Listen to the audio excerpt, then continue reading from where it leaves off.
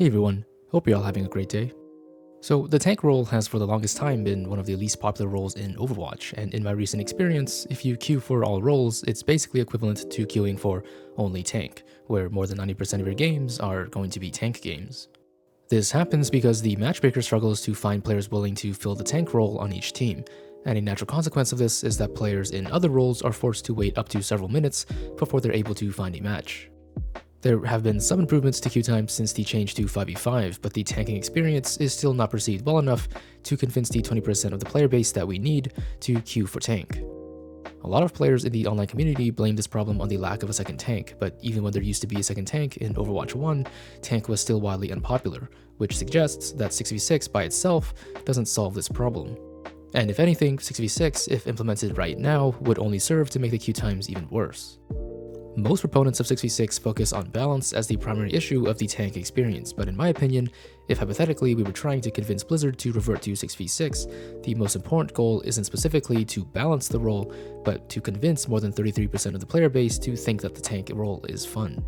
Now, I don't personally think we can convince 33% of the player base to queue for the tank role no matter what, which is why I don't think 6v6 will ever return, but I think we can make reasonable improvements so that queue times are better distributed in 5v5, where we only need 20%. While in general, tank is always the least popular role in pretty much every game in which it exists, hinting at the fact that maybe it's just a natural consequence of human psychology. I think even if tank is simply doomed to be the least popular role forever, I think we can still potentially do better in terms of making this role more fun and more appealing to more players. To put it simply, I think the tank role has a PR problem. Maybe tank is just fundamentally not super appealing to most FPS players, but I think the design of the heroes within the role and the role itself certainly aren't helping. And so I wanted to offer some ideas that I think could potentially make the role more attractive to a wider range of players. More specifically, to quote-unquote fix the popularity problem of tank, we can't just make the role more fun for already established tank players. We need to find some way to make the role more fun for players who specifically aren't already queuing for tank. To start with something simple, I think one of the underrated problems with the tank role is actually the lack of satisfying feedback for doing your job. What I mean is that compared to the other roles, the game doesn't really have any clear indicators for the average player that they are tanking. For example, there are very obvious and clear sounds that play every time you do damage or healing, and there's even specific sounds that play for specific abilities, like doing damage to a discorded target or absorbing damage with your bubble as Zarya. These sounds are essentially the game's way of implicitly telling you that you're doing something potentially good, and although it doesn't really sound like that big of a deal, I do think it plays a role in how satisfying the game feels to play on a subconscious level, especially for your more casual player, and therefore contributes to how players eventually end up deciding which role they want to play. With damage and support, the game is constantly telling you good job for doing things like damage and healing, and I think the popularity of the tank role could potentially benefit from something similar by giving you a satisfying audio feedback for simply taking damage, and particularly for absorbing important cooldowns that are generally considered annoying like anti-nade and discord. I think the lack of this satisfying feedback is a significant reason that players find themselves associating tank gameplay with only being annoying and tedious.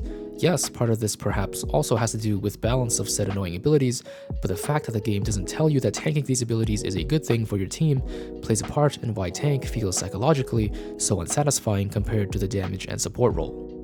In addition, it might also be a good idea to make the hitmarker sounds for shooting a tank less satisfying compared to shooting a non-tank. Right now, the game gives you a very clear audio cue for making a more difficult shot like getting a headshot, and I think doing the opposite for making easier shots like shooting the tank could potentially benefit how the tank role feels, particularly in a more casual setting. Right now, shooting the tank subconsciously feels very satisfying, even though strategically speaking, it's usually not the right target to shoot. The consequence of this is that in your typical game of Overwatch, the game itself implicitly encourages players to essentially go out of their way to troll the enemy tank by focusing them the entire game, even if it's not the right play. While from a strategic perspective, this might be great as a tank player since you're drawing attention away from the enemy team, the average player doesn't register being trolled as being particularly fun, even if they're winning the game, which makes sense if you consider the perspective of someone who isn't playing games solely for the competitive experience. By making it less satisfying to target the tank and more satisfying to be a tank, I think it could potentially improve the general tanking experience, and as a side benefit, also improve the target priority for average players. In addition, another form of feedback is the scoreboard. For damage and support players, there's a clear stats on the scoreboard that roughly indicates how they're performing. But for the tank, the damage mitigation stats isn't usually seen as being as satisfying, and for some tanks isn't even particularly relevant since they don't have significant amounts of damage mitigation to speak of.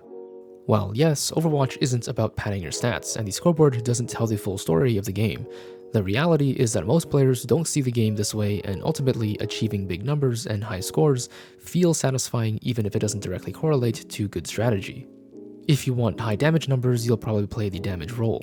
If you want high healing numbers, you'll probably play support.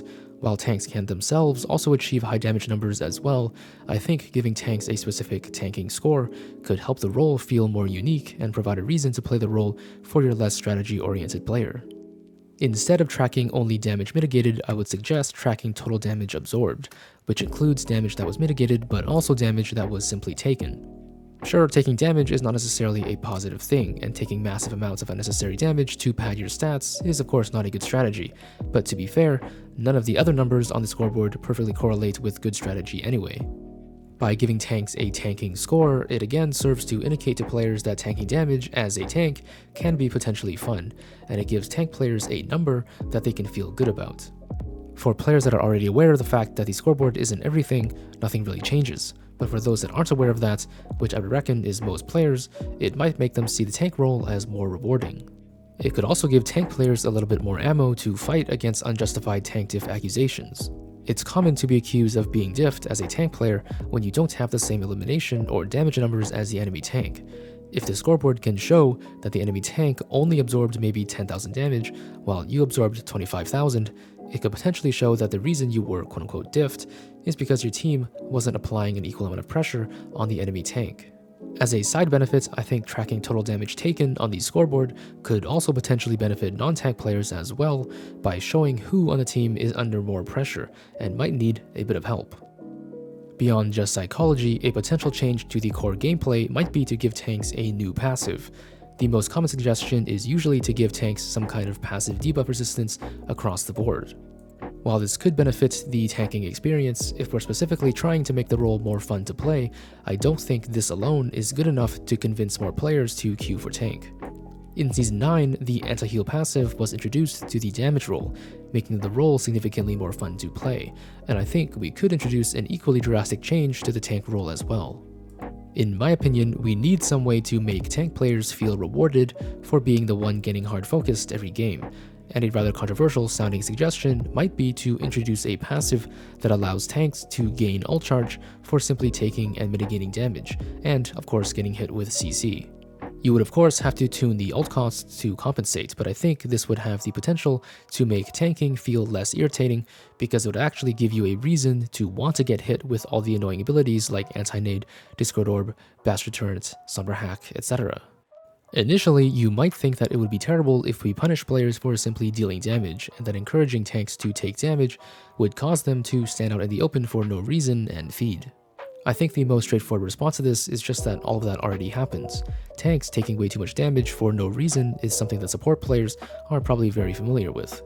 And the game already punishes you for dealing damage right now, because any damage that you do that gets healed gives the enemy supports ult charge. Which is why I don't think giving tanks the same benefit would really change the game as much as it might sound, as long as you take the time to set the ult costs properly. By giving tanks a reason to want to take damage, it would create a similar psychological effect to playing Zarya, where getting focused by the enemy team can actually be fun because the game rewards you for it, and if we apply the same principle to the other tanks, I think it has the potential to make the role feel less tedious and annoying. Another problem with tanks is variety. At the most basic level, there simply aren't enough tank heroes in the game, or more specifically, the ratio of tank versus non-tank heroes, particularly damage heroes, is simply too large. Obviously, Blizzard has already been prioritizing these smaller tank and support roles for their recent hero releases, but in my opinion, if we wanted to increase the popularity of the tank role, part of that solution could be to start giving tank hero releases a bit more priority. The reason that the pool of a role matters is because players, especially new players, generally don't just decide to play a role because the role is just so awesome. They decide to play a particular role because there's a particular hero in that role that they specifically want to play. This partially explains why the damage roll is so popular. Not only is the damage roll already more simplistic, straightforward, and familiar, it contains quite a few more heroes, and as a result, there's just simply more heroes to get into. In contrast, the tank role, which already has the disadvantage of being more difficult to get into, it also has fewer characters to be interested in, and so it's not particularly surprising why players, and especially newer players, never end up giving the tank role a chance.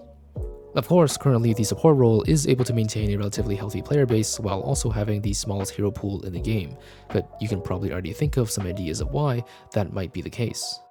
In regards to variety, there's also a problem of the conceptual designs of the tanks themselves. Not only are there already too few tanks, it's arguable that the few that do exist don't contain the kind of gameplay that appeals to a general FPS audience, and therefore, since players do see Overwatch as an FPS game, they're simply less likely to enjoy playing tank as a main role. That's not to say that tanks don't shoot at things, but say for example you love playing heroes like Soldier, Ashe, Cassidy, Baptiste, or Illari, there just isn't a whole lot in the tank role that fulfills that same ranged hitscan archetype, except for perhaps the most recent addition of Mauga.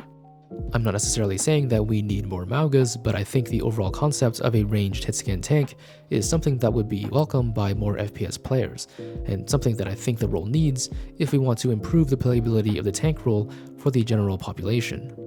If I had to speculate, most FPS players gravitate towards poke-oriented heroes, because it's the style that most closely resembles traditional FPS gameplay. We already have a lot of variety with dive tanks and brawl tanks, and I think it's obvious why most FPS players probably aren't foaming at the mouth to play Sigma. In Overwatch 1, incorporating range into tanks was perhaps a bit harder to balance, since having two tanky characters who could also outpoke you at range would obviously be a terrible experience for every other player, which is why nobody in their right mind would design heroes like that in a game with two tanks. But now that there's only one tank, I think there's room to deviate from the established design principles in Overwatch 1. I think including some stronger poke tanks can really have the potential to capture more attention from the general Overwatch player base. In regards to design, we of course also have to address the glaring problem of the effectiveness of counter-swapping, or rather the vulnerabilities that tanks have to being countered. The main problem here isn't even necessarily balance, but fun. As a single tank, if you're playing well enough to convince most of the enemy team to counterswap, maybe you could say that you're doing a good job, but ultimately, not being able to engage with the mechanics that are the reason you probably chose to play your particular hero in the first place is not especially fun. Not only can you be countered by the enemy team, your favorite hero could also potentially be countered by the map design. For damage and support heroes, you can usually make any hero at least somewhat playable on every map. But if you've played tank for any amount of time, you've probably at some point realized that some tank heroes are sometimes horribly suboptimal in specific situations. One of my personal favorite heroes, Zarya, is pretty much as close to a throw pick as you can get on areas like First Point Numbani. It's not that you can never win playing suboptimal heroes in unfavored situations, but that the value of your mechanical and strategic skill on a particular hero can be overly diminished by things that are not related to either of those things. To put it more simply, tanks are significantly less one-trickable than most damage and support heroes, and I would speculate that this is one of the reasons that so many players avoid playing tank in the first place. On tank, it's sometimes said that you need to be able to play at least 3 of them, with the most correct answer being that you need to play 1 brawl tank, 1 dive tank, and 1 poke tank, and to constantly switch between them if you really want to win. The amount of players with at least 1 best hero is every player in the game, but the amount of players that can play 2 heroes equally well is likely significantly smaller, and the amount of players that can play 3 heroes equally well is probably smaller still. If you can't have fun playing your favorite tank, you're certainly not going to have fun playing your second favorite tank, and we don't even need to talk about your third favorite tank. So the easy conclusion for most players is that they simply don't have fun playing tank. One-tricking is sometimes frowned upon by certain parts of the community, as it isn't theoretically optimal in any role, at least with respect to strategy, but the reality is that players usually have favorites, and more importantly, often don't have time to get good at multiple heroes. When it comes to people's favorite heroes, it makes sense that they want the opportunity to play that hero as much as possible, and if they can't play that hero most of the time, they may as well play a different role. Of course, not every hero needs to be optimal all the time, but on the tank role, it more often than not feels like your hero is niche and suboptimal. A major reason that this is the case is, as you probably know, due to counter-swapping and map design. Your favorite tank hero is probably already soft-countered by half the maps in the game, and to add insult to injury, you will most likely also be countered by the enemy team composition at some point in the game, typically after you win your first fight. This problem is largely due to the easily exploitable one-dimensional designs of tanks, and now that we only have one, I don't think they need as many obvious limitations as they would if there were two. To solve this problem in 5v5, tanks need to be more generalized. They don't necessarily have to be strong in every situation, but tanks need the ability to at the very least interact strategically with everything in the game. The quote-unquote simple way to approach this would simply be to rework tanks in ways that specifically address the things that they can't outplay. Obviously, it isn't really that simple because if you remove a limitation, you need to compensate by nerfing other areas, which can get pretty complex pretty quick. And there are potentially infinitely many ways you could rework a tank, most of which are pretty bad. Maybe Orisa needs to be able to fly, maybe she doesn't, but the general idea is that tanks need to have more outplayability against things that exploit their natural weaknesses if we want more players to feel like they can have fun playing the role.